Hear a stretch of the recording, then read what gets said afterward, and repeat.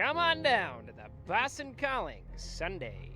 NBC Boston 10. Boston has always been a really, like, just amazing audience for me, and maybe it's that Irish American thing, but Boston Calling in particular was a super experience. I love how it looks like England a little bit, and I love the red bricks. Like, I feel like every time I come here, it almost looks like a little castle.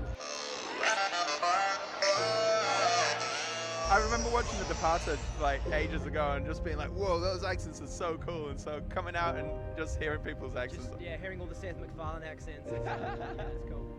I feel like Boston and London have a sort of a bond. There's something quite similar about the two cities. Yes, Lord, it's Anderson Paak over here at Boston Calling, and we are here at NBC 10 Boston. If you ain't here, you need to get here. It's lit. This is Lil Nas X, and this is NBC 10 Boston.